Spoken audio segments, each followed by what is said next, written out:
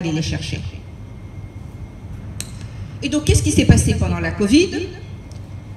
Il y a eu déjà, on a commencé à avoir une digitalisation parce que tout le monde utilisait WhatsApp, tout le monde est sur Facebook. Mais qu'est-ce qui s'est passé? Ça a accéléré les usages digitaux. Le 21 mars, vous le savez tous, il y a eu la fermeture des établissements scolaires.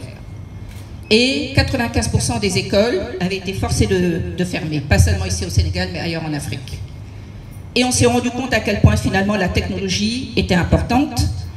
Les établissements se sont retrouvés évidemment devant un énorme problème. Les parents étaient en plein désarroi et des solutions ont été trouvées. C'est là évidemment aussi que beaucoup d'applications se sont développées. C'est là aussi que Toucher s'est développé. Mais on s'est rendu compte de quoi? C'est qu'effectivement, une majorité d'Africains avaient un téléphone. Et donc, je dirais que le salut, ça passe par le téléphone. Le téléphone, c'est pas fait que pour appeler. C'est là qu'on s'est rendu compte, avec le téléphone, je peux effectivement apprendre, je peux vendre, je peux faire du commerce, je peux faire énormément de choses avec mon téléphone. Le taux de décrochage scolaire a été très élevé. Et malheureusement, depuis, certains ne sont pas revenus à l'école.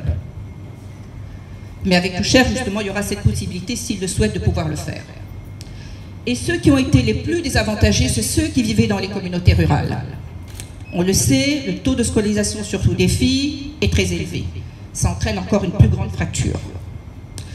Donc, tel que l'Union africaine l'a défini pour 2063, promouvoir l'éducation amène la prospérité, l'intégration et la paix. Ça veut dire que l'éducation, c'est la base. Et que le développement économique d'un pays, surtout pour les pays africains et donc aussi le Sénégal, c'est lié à la performance de son système éducatif.